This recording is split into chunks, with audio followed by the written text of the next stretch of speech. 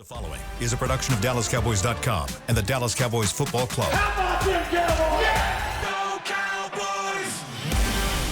This is the Players Lounge, broadcasting live from Dallas Cowboys World Headquarters at the Star. Now, your hosts, Barry Church, Anthony Dorsett, Damontre Moore, and Newy Scruggs. It is that time. Players Lounge coming to you from the Star in Frisco. Yes, sir. Home of the Dallas Cowboys. These are the headquarters of the Cowboys. Former players on the show are Anthony Dorsett, Trey Moore, Barry Church. I am Newy Scruggs. I didn't play. I'm just here. You just to help the conversation go along. You ain't play. You just ball a lot. That's all. Cookies looking magically delicious over there, bro. I ain't gonna say nothing. All these boys got these. I want some milk and cook. Some milk and cookie for real. What is that? Is that legendary? I'll give Jerry Jones credit. That food spread table he's got out here, man, the players here get taken care of. No, that's now, back in the day. Valley Ranch, though? Right. I ain't going to say nothing. They had to cater food in. They didn't have a kitchen and everything they do now.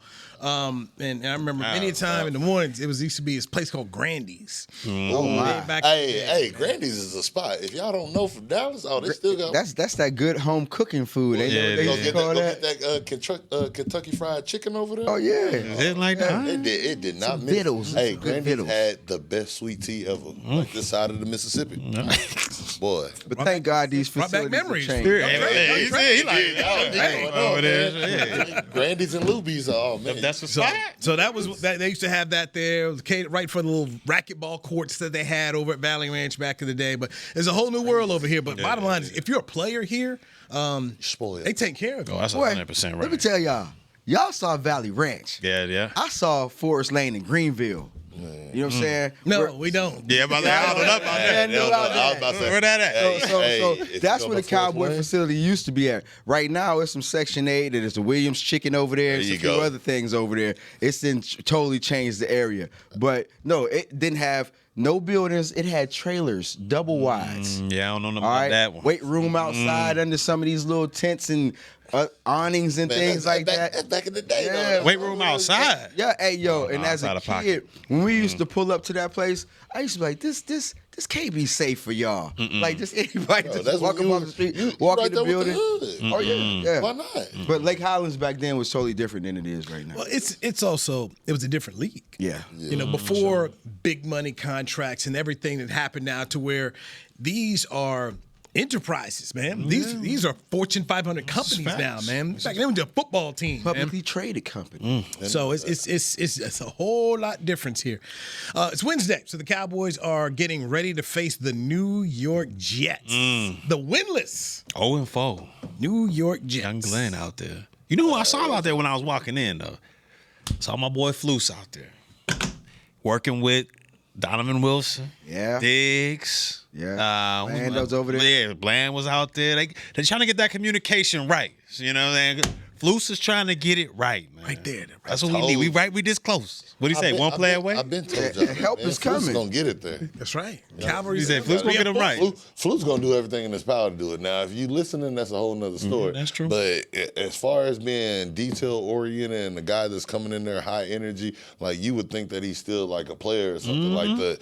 He comes in there with that tenacity, breaking down the teach tape, like coming down here, like you ever see somebody watch a film and then you got some guys that coach it and then you got the coaches that do it with the aggressive tape. He's one of those guys that flinches what he would go with it. When you come down here, you got to hit him like this. Like he act like he's still in there. So I say that to say I know him and that energy is just like I don't count him out. Like he's gonna hear you out. Just like you said, somebody came out and said, "Hey, terminology too long. Okay, bet I got you. One word. Okay, you can't do this. Bet I got you. All right. Well, last word. Let me be back here and tell you how to make the call. And hopefully you do it. And at that point, it's on you. May I ask this question?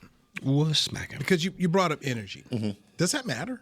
It does. Does it really matter? It does. I forgot who I seen posted the other day, but the coach's energy sets everything coming in. There's some guys that are well-established coaches to where, you have a winning toolage, or if that makes sense, but that don't have anything to do with it. Like, y'all know how it is, like, to be a leader amongst men, especially alpha men now that are doing things, you gotta have that one coach on the roster that's bringing the energy, that's a former player that can still get out there, that makes you say, hey, coach, I believe in it, and you leading by example to go there. And I bring that up because Wade Phillips wasn't high energy, but he knew football and could scheme with the best of them. And then Chuck Noll, Tony Dungy, these were not high energy people. Tom Landry, one of the greatest defensive minds of all time, invented the flex defense. He wasn't. So I wonder about that because I know some people love it. I just wonder how much does it matter. I loved it playing. I loved it when you had a guy that can bring energy to the locker room. Basically, can own a room, can control a room. Like when you got guys that are kind of timid and kind of you sense that not sure about something, you lose the room that way. I'll give an example like this. We had, after Brent Maxey and them left, we had a guy by the name of Joe Baker. Great guy. I still talk to him to this day. You know, man, we still conversate back and forth. But when it came down to Joe, he was, very soft spoken, very just, if you want to play it this way, just make sure you're on the hash marks. It was just little things like that. And it's like, man, he lost the room. He lost the room. He's friends with the head coach. They did go to prison. Oh, wow. But you see what the key was. Yes. You see what? Yes. Yeah, he they was friends with the head coach, man. That was the whole thing. It was like, that's my guy, though, but he, it is what it is. But you said the key word there when you said that. He said, if you want to play it that way. Yeah, he could control the room. When you got those guys that can control the room, it's no if you want to play it the way. You need to play it this way, and this is why you need to play it this way. And when you hear coach say that, and you say, okay, this is why, and you're explaining it, as a player, you know how it is when you got the old head player in the room, man, it wasn't taught like this. This is stupid. I don't understand it. And the moment you get somebody to say it's stupid, you don't understand it, they don't believe, all it takes is that one young guy to be over here, hey, I'm listening to my vet. Hey, this dumb. And once you lose the room, that's it. So with that energy, you're going to have the technique part of it, but sometimes there are going to be some days where you got to close that door and say, hey, y'all, I'm a player. I've been here. I know what's going on. And guys say, hey, I respect that vibe. Your thoughts. Yeah, I had my rookie year with the Oilers/Titans. We had a dude named Ed Sidwell, older defense coordinator.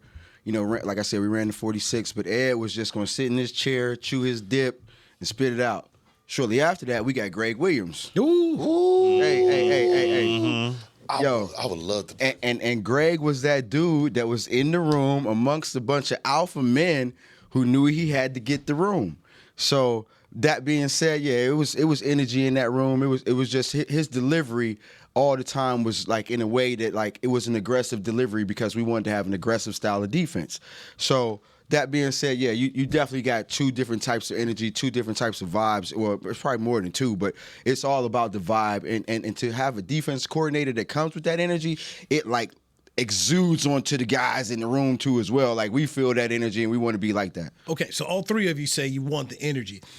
That's from the coordinator. Now, what about the head coach? Does the head coach have to have the same? Nah, not to me at least. Nah. It's a balance. Like if my defensive coordinator, I would want my defensive coordinator to be the guy that got the energy. But if he doesn't, I need at least one of them to go over there. Like, okay, if I can get both of them to have it, cool. Prime example, I had Coach Norton and Coach Pete Carroll. Both of them were energy guys. But if I can get one guy to pick up the slack, say that you got a older defensive coordinator, but you got a head coach that can really galvanize them, you got to get the best of both worlds. Like you can't just have two guys. You need one. Somebody. Okay, somebody. For you need one. Yeah. I would love to have a coach that's a badass 24/7. You know what I mean? And that whole thing could just, his energy, like we said, can just filter through everybody. You know what I mean? And so that being said, I would love that.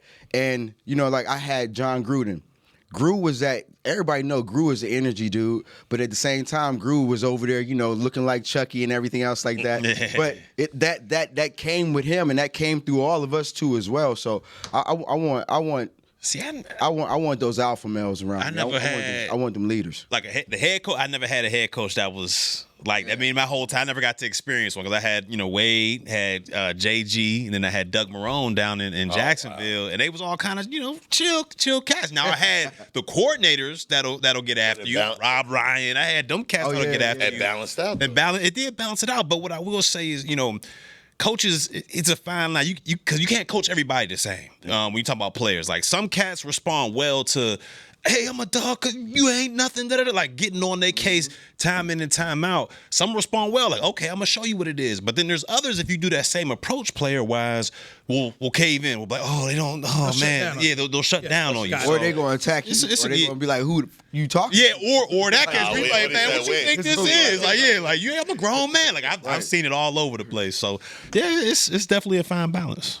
It's interesting. It's interesting. And obviously, Brian Schottenheimer is an energy person, having been around Pete Carroll, believes in that. His father was the same way, brought a lot of juice and energy. So it's a very interesting conversation because football is just really all sports. Of like, how do you balance it and what do you do? But it's a fantastic conversation. You mentioned the name earlier, and like one of the benefits that I have is being around here and this Cowboy organization was for so long was I actually had a chance to meet Coach Landry back in the day.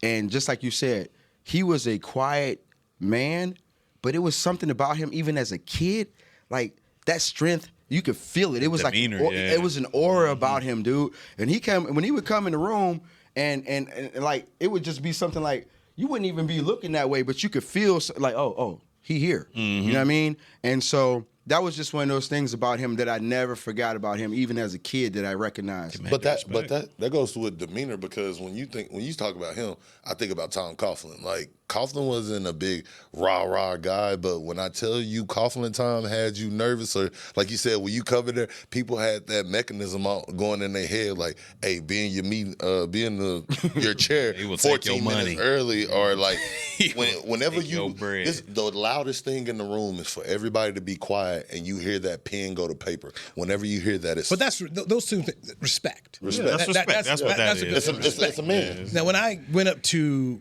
the Cowboys, had practiced up in Denver one year, and that was the year they had Nathaniel Hackett. And he was an energy guy. And next thing you know, they killed my boy like that. Smoked, and then they fired him midway through the year. And Russell was out there doing that Bronco, let's ride. Like that thing, bro. Hackett was... that was not pretty. So, that whole energy thing, especially when you play as coach. He was like in Jacksonville, he was the energy guy. He'd be out there breakdancing before practice. What? He was a goofy cat. You can have some coaches do that. But he was cool. It's a fine line. Like, he just couldn't run a room. Like he just, he couldn't run, lead men like that. That's just his dad was an awesome coach. Yeah. You know what I'm saying? His dad was awesome. It's different when you see somebody that you say, hey, Coach I Hackett respect recruited me to Pitt, bro. Leave me alone. Okay, I was there with Dennis Thurman and watched him at USC. Who you talking about? His dad? You talking about Hackett's dad? He wasn't that? It was terrible. It was terrible at USC. I remember the first press conference. First press conference, Paul Hackett, boy, told us how they were going to be good in the quarterback room. Right? We're going to be good in the quarterback room. And he benched this dude named John Fox. Not only benched him, dude went to linebacker. That's how little use he had for him. Oh, man, so you can see, dude was starting for John Robinson. Paul Hackett, he now a linebacker, and he was holding kicks. At the end of the year, he was starting again. At quarterback? Oh, he was starting. That thing was bad, bro. Yeah, that's bad. And that was, luckily for him, he was so bad. Pete Carroll came in. I remember talking to DT one time. He's like, they went to the bowl game. Dude was so out of shape. Dude was so out of shape. And that was the thing about him, though. He was a pro coach. Like so that was one of the things. So having him as a freshman at Pitt, and you more so. He definitely had that pro mentality, all right? And so he probably wasn't the best college coach, all right? He didn't know the rules. Right.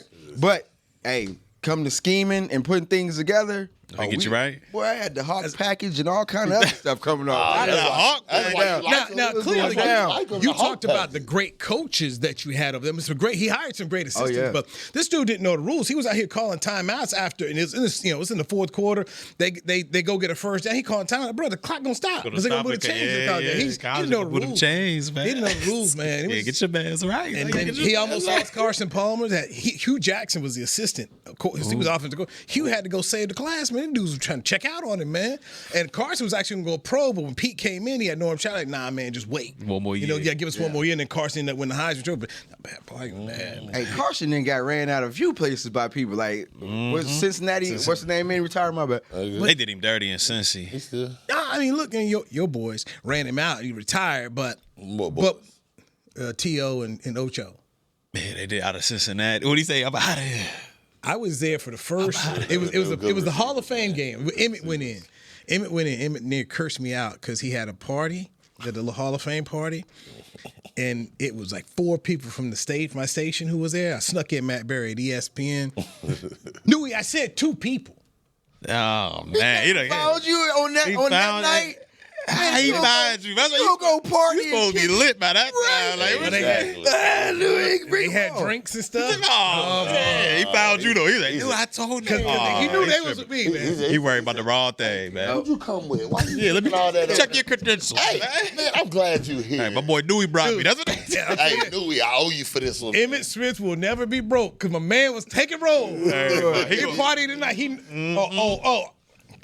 Yeah, 1 too many drinks. And I looked at Matt too because I snuck him in like, see, bruh. See. Yeah, you should have kept a low profile, Matt. What Matt doing out here, you gotta man? be low key. He like that shit up.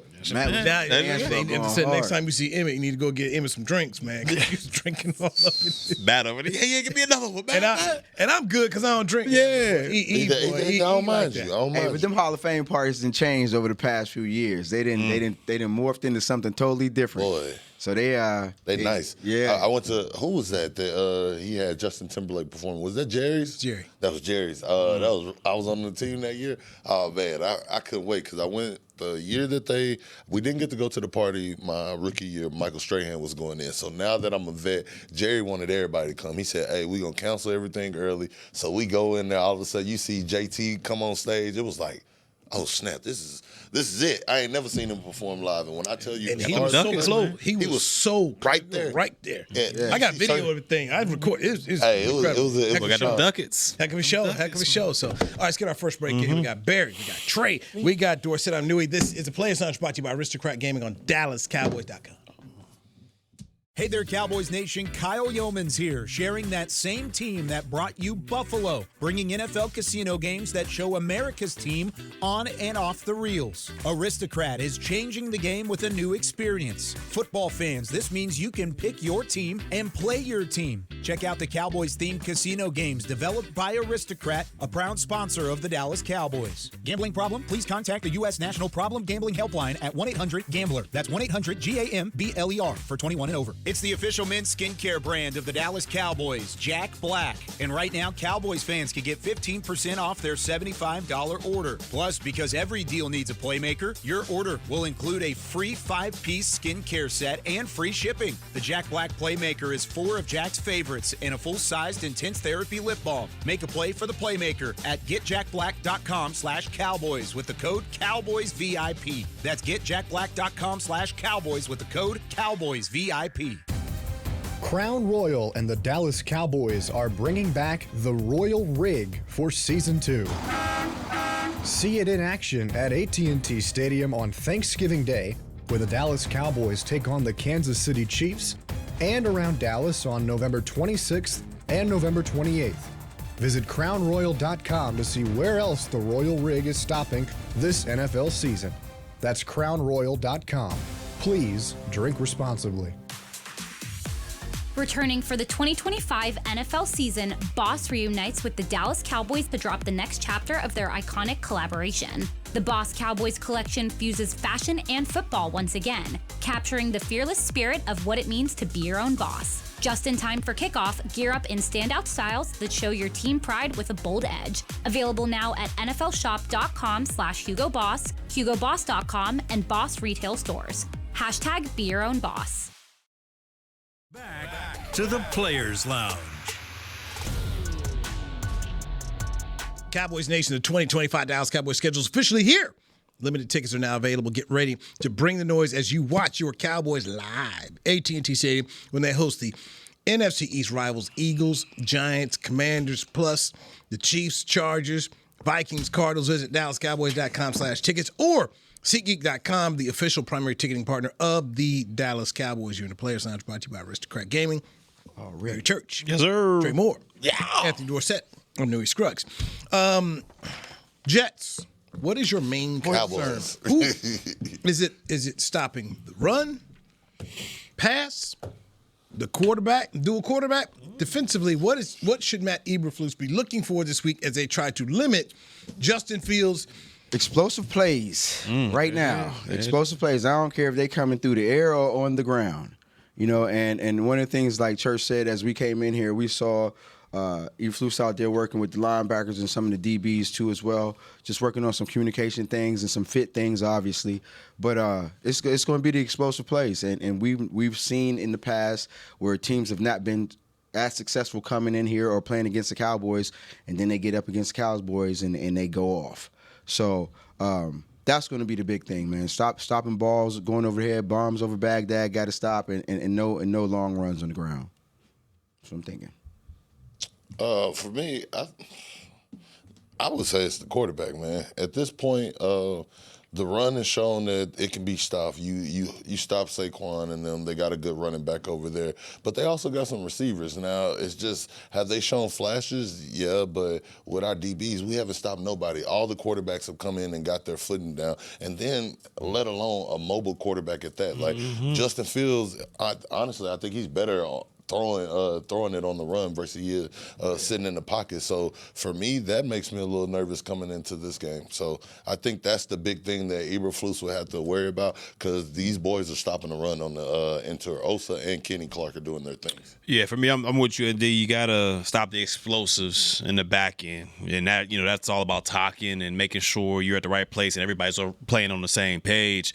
And as far as the defensive line is concerned, you got to get those rush lanes right. What we saw against Philadelphia when they ran against Jalen Hurts, they were getting upfield, but it was all on different levels, and all Jalen Hurts was able to do was maneuver this way, and then he's out the gate, and then the second level linebackers are 15, 20 yards back there, and he had all that room to run, and that's Jalen Hurts. You get Fields that type of room, you looking at explosiveness on the ground. So to me, the key is talk as a secondary, and in that front seven, when you're trying to contain this guy, make sure you make him play from the pocket. If you let him, like you said, buy time out there, running around and throwing a run, he can dice you up. All right, he can do big things. So you got to contain him and force him to play from the pocket. And I think that's how you get your biggest advantage. And the other thing, my bad. The other thing I forgot to mention that I know we all know what that's obvious. Everybody comes in here, they bombs over Baghdad. You talk about the defense. Another good thing about this Jet team that I've been watching, did anybody see the guy that blocked the field goal and took it back on the touchdown? Their special teams have been playing lights out, like week in and week out, and so it takes 3 phases of the game. So don't let 2 of these phases really start kicking. 2 out of the 3 start kicking your butt. So I think the special teams is going to be that X factor. Hey, Chris, you might know this, and I don't know if you know it, or has there not been a 100-yard rushing game yet this season? Against the Cowboys? Against the Cowboys. Has anybody not rushed for 100 yet this season? That's a good question. Nobody's got 100 of them. I know Saquon ain't for sure. I'm talking about combined. I'm not talking about one single. They've had some combines. Yeah, they've got combined. 100 yards last week. Last week Jacobs they got it. had 80, and the other kid came in there because Jacobs had a little. He went out for a little bit, but that hasn't been their issue in terms of they've dealt well with that. The Jets here only have 5 touchdown passes, so and that's one where right. Let's make sure this the week that they don't sit up here with 2, 3, 4. That to me is one of the things to look at there. So everybody do your job, but you've got to stop Breece Hall to me. Yeah, that's the dude. That to me is the thing, man. If you can limit Breece Hall, it's almost like the same thing with Saquon Barkley. Limit this guy, because now if it's play action passing going and you've got a mobile quarterback who can get out here, that's when you get into some trouble. But look, Breece Hall has been doing his thing this year. He looks real good, and Garrett Wilson ain't nothing to play with on the outside. No, sir. That's all I was going to say was the Garrett Wilson thing is the only thing that makes me nervous. Breece Hall, he's been doing his thing, but you just stop Saquon. Like, if it's me, on this defense, we stop the number 1 guy in the league. What are we to me is trying to get that stuff straight. They don't. New offense coordinator, things a little bit different over there. All year, you know what I mean? Yeah. So Saquon them, they look like they ain't figured out how to run the ball yet. That's fine, but I'm saying you still, it's certain players that are a certain star power where you say, if we do this against him, when we got them discombobulated, we can do this. Breece Hall, I'm not worried about it. You got Kenny Clark that's been phenomenal playing in the middle. Like, hands down he's been everything that Jerry has advertised as far as being a missing piece. He looks a lot better on a bad defense than he probably would if he was on a good defense right now. You talking about Clark? No, because when he was with the Packers on a good defense, and when he was healthy, he was the anchor of that defense. It's just that last year he was coming off an injury. But before then, that's what everybody said when they got him. They said, hey, if we get the Kenny Clark before injury, this is going to be a great pickup, but you didn't know who you were getting. I'll push back on that, Trey. Okay. If Hall is out here being able to run the football, now you're opening up some different. You go back to look at even Barkley. While he limited him, it still allowed a guy like Jalen Hurts to get out here running. Mm-hmm. So if Hall's out here breaking off some stuff, now my quarterback can get loose. Next thing you know, you try to bring up some people. You bring Dono in the box and bam over here. So to me, and when I talked to Kenny last week, he said with Green Bay has to start with running. He said we've got to focus in on Jacobs. He said because if he's able to get out here and dictate some of the way they're calling plays, it's a problem. And one of the things you saw in a couple of these long drives they had, Jacobs was getting the ball. He was doing some damage here. So to me, I think you've got to limit it in there. I know Garrett Wilson's pretty good. Looking right here, he's 6th in the league right now in yardage, 311, and 27 catches. He's got 27 catches here, but I just think this still about the run. If you want to beat the Cowboys, to me, today, it's still about you being able to run the football. In Green Bay, while they didn't win the game, they still were effective when it comes to running the football here. Just look at the numbers: 164 on the ground. That's 35 carries that they had in the game right there. So 4.7. I think any offense in the league would take a 4.7 yard average in 35 attempts in a football game. So when I hear you saying like they stopping the run, 164 ain't stopping the run. You might have stopped an individual from getting a gang of yards, but you ain't stopped the run yet. Also, you can't just go by numbers. How much of those was trash numbers? How many of those runs came at the end when guys were trying to run out the clock because the Cowboys were catching up or it was right there. This game, like these are trash. Like was a tie. It ain't no trash work in the last game. That is trash minutes though. Like they didn't try to bleed the clock at the end. Go back to the Philly game where the first half you couldn't stop nobody. Second half you made the stops. This game, first half, 16-13. So you were effective, but come the fourth quarter, it was 31 points scored in the fourth quarter. So I wouldn't. Toward the end of the game, so it's being consistent. Is what some of those guys in the room, defenders, were talking about when I was in there, just trying to be more consistent because they've had just like figured it out. We don't know what's going on here. They got to put together a full better 60 minutes here. But this is interesting about what they've got going on here. But just to me, I still think if I'm trying to beat the Dallas Cowboys, I got to figure out how to run the football and mix it up because if I'm running the football. So Green Bay rushed for 164 yards total last week, okay? Jacobs had 86 yards. Now, the only other team that rushed for over 100 yards against the Cowboys was Philly. Hurts had 62 and Barkley had 60. They had 158 total yards. But New York Giants and the Chicago Bears didn't get to 100. So here we go. Chicago had 87. Here's a pretty good indicator. So just looking. So Chris said $164, right? Mm-hmm. First half, Green Bay, 14 carries, 31 yards. So they did all that damage in the second half when they were out there scoring. Well, but what you saying? You said they was trying to run the clock out, and they was trying. That's clock management more so than anything. There wasn't no time for that in the second half. That game was too close. Let's get a break in. Yeah, let's do it. A break in. Players Lounge, brought to you by Aristocrat Gaming on DallasCowboys.com. Life is a workout, and Smoothie King is here to help you power through. Whether you're maxing out overhead presses, pushing through chest flies, or being the hero your golden retriever needs to carry them over that scary bridge, Smoothie King has the fuel to help you go all out. Build muscle and boost your recovery with 45 grams of protein, 0 grams of added sugar, and delicious customizable ingredients in the Gladiator Smoothie. Available in chocolate, strawberry, and vanilla.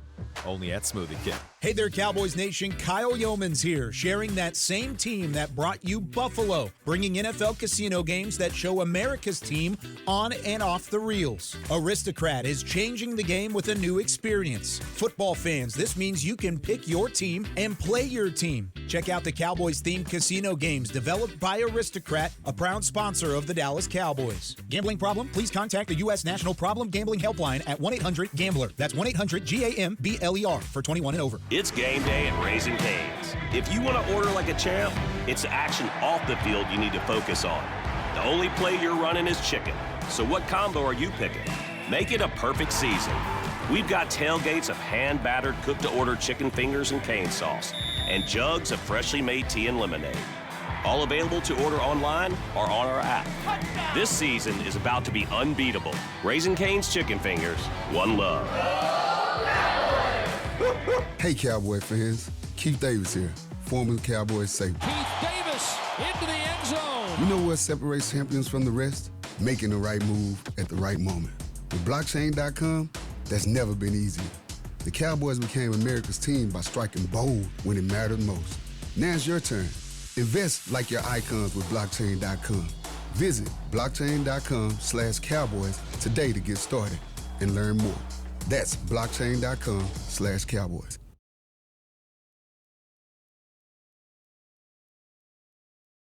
Back to the Players Lounge.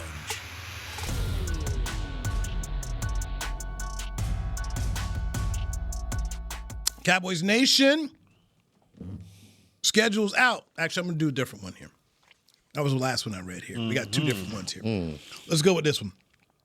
Countdown to game day starts with Rally Days presented by SeatGeek. Get a behind-the-scenes look at AT&T Stadium. Meet the Dallas Cowboys cheerleaders and alumni. Play games, win prizes, and more. Get your tickets for the next Rally Day on October 18th. All right, that's at AT&TStadium.com/Rally Days. Church, have you been to one of those yet? Rally Days? Rally Days? I have not. I have not been to one of those. Church got a price tag. Just, that's why they couldn't. Oh, they pay you to get there. Yeah, this is facts. This is Church, facts. you want to get buried. You want to get buried to move. You got to, lose. This is how the game is, you know. I'm not mad at you. Yeah, sold and not told. I'm not mad at you. One time I was going on it was the Cowboys were playing in Kansas City. I go to the gate and there's Darren Woodson. I'm like, oh. You know they paid for them to do that. American Airlines. No. Did he have a jersey on? I joked when I said, oh, this one paid good. He's like, you know it did. You got a jersey on, you know it paid. Hey, look, man, I ain't mad at you. You're alumni, you still get yourself a check, baby. Go get yourself a check. Go do it. I'm mad at you if you That's awesome. They tell do them that to for bring you. your friend along, Barry. You gotta handle your own business, man. Gotta handle your own business, Are you dog. not your brother's keeper? You grown. You're not your You brother's grown, bro. You a grown man, dog. You a grown man. We supposed to be a part of the same fraternity and in the team. Hey, man, this NFL fraternity. You got to take that up with them people upstairs. Exactly. No. What they say, it ain't about what you know, it's about who you know. You don't know the right people. You're a good networker, I know man. you. You're a I good know networker. you. That's why I said put me in the room. Hey, I'm learning my way around the building. Oh, wow. Anthony Dorsett. Well, then you put me in the room. I'm Newy learning my way around the Scruggs. building. PlayersLounge.com. Hey, they We was together. We've been talking about this the whole time, and you gonna do that, AB? Wow. Yeah, they gonna do that. Every man for himself out here. Well, I see, man. CeeDee real Lamb out here. is no longer wearing a boot, and he's doing rehab work today out at practice. Let's go. Yeah. Let's go, baby. No. Let's not go. Let's get him back out there. Take your time. Let's get him back. And as my next question, you have worked extensively with Britt Brown. Yeah. I've been with Britt a lot. High ankle sprains, and we see that if you're a Cowboy fan and you see that right there, because allowed to shoot the images and the pictures here. Hopeful. What should we be feeling? If he's on the bands, and we call the bands is when you got like a little rope around your waist and Britt's kind of using resistance against you running a little bit here and there on the field. If he's on the bands, that's a good sign. That's a good sign. That means that, the rehab's not just in the training room. Like, you're not just getting ice and stem and you getting, your boots on and all that other stuff. You out there actually doing work. So that is a very good sign. Hopefully, it's only maybe another week or two before he's out on the field. Because this offense is already explosive. You add that to the fire, and I mean, we cook it with grease then. But if you're out there on the bands with Britt, that's a great sign that you're on your way back onto the football field. I don't know if he on the bands. I just know he might be out there doing something. If he on the band, if he out there with Britt, more than likely he on the bands. I gotta saw a see. couple other cats down here in the end zone on the bands. There you go. But I ain't see the bands is good. Bands is good. But the fact that he's out that boot and he could put weight on that's it, 100%. that's something to show he was going in the right direction early. Jonathan Mingo, according to Brian Schottenheimer, his window, so the window to practice is open for him and for cornerback Kalen Carson. So there's your reinforcements coming along the way. So Kalen Carson and Jonathan Mingo. Carson, that's my man. That guy. Whew, that was ugly. But that's some more depth in the secondary. I mean, he's a guy that can cover. Which one is that one? Kalen Carson, number 21, is a corner for the Cowboys. That's not the one with the ACL, right? Nah, he had shoulder issues. I want to say that's when my man Derrick Henry, and I got hit with a Derrick Henry stiff arm myself. Pull up the tape, CB. Ooh, you don't want to put my man. Hey. So back in the day, I used to ask my dad all the time, like, man, because you see these people getting stiff arm. I'm like, Dad, what you do when somebody try? He's like, man, tackle the arm. I was like, what? He's like, tackle the arm or go for the ball. And ever since then, I was like, oh, okay. So now. But I had this whole thing, like if you tried to stiff arm me, I was gonna knock your arm back, take it around your back and land on you, like try to take that. You ain't gonna use that arm like that. He did play for Greg Williams. You know what I'm saying? Look at the back. Cobra Kai. Grab him and hold him. Boom, fall on it. Cobra Kai out there, man. He said, my dad was a boxer, man. He taught you get this right here. This is the most powerful thing you got. You ball it up, and he said they try to stick it out there. You better punch it. He said, but like in a boxing match, don't you miss that punch. Because if you miss, don't you miss that punch. You exposed. You got to run straight through it. You got to rush him. You exposed. Have y'all ever played with anybody that had a lot of friendly fire? You was the friendly fire guy? Mr. Hey, that is one. You was a friendly fire guy? If you are a sideline to sideline type guy, that is a casualty. Man. Like if you have a really good get off, you're gonna get some offsides every now and again. It's gonna look that good. So friendly fire guys, if y'all don't understand, we used to have these coaches that sit there. How can you get noticed on the film? You need to be by the ball. Well, how does that happen? I'm a big D lineman. If I run and rush the passer and I run to the pile, guess what? It's 250, 260, 270 pounds. Take you out, man. Full speed. Guess what? Everybody hold your ankles is going good time. The head. Jeff Heath was that guy for us. We supposed to be athletes. Jeff Heath. That was it. Yeah. He used to come in there. I play with Heath too. Get out the way because he goes. So this is what with his eyes closed. When we got on the team, Tyron said, "Man, hey, Big Cat, I ain't gonna lie to you. I love the way D-Moore play. Like they like, hey, Eberflus, he showed his little tape with the cheetahs and stuff running. He put your face on it. And they was like, man, D-Moore sure do be ending up on that effort tape. But between him and Jeff Heath, coach, I got to go play on the other side. Hey, they will hit you. I'm like, damn, Jeff. And I did not know until he came down there and hit me one day. And I was like, we're just going to let this show end and sit right here with you. Hey, man. Friendly fire, being man. that guy. Hey, I'm cool with that. You was knocking cats out or your own teammates. Come on. Hey, I'm hitting the guy, but don't be sitting there and be the guy holding them up, trying to wrap them up. I can't. Like if you do, you got to hold them like this. You got to sit back. You can't be the guy like trying to between us. I got to play thinking about Trey. Yeah, I mean, hold on, let me get out the way. Let me get out the way. You know how they say you had a fight back in the day? Don't ever jump in between the fight, but be on the outskirts of the fight if you're trying to break it up. Yeah, don't be in the between that. Anybody can get it. Buy New Pie's finest. That's fine. Yep. Very fine, man. Trey Moore, Anthony Dorsett. I'm Newy Scruggs for Chris Beam and everybody made it happen here. We appreciate DallasCowboys.com. Chill. This has been a production of DallasCowboys.com and the Dallas Cowboys Football Club. How about this, Cowboys? Yeah!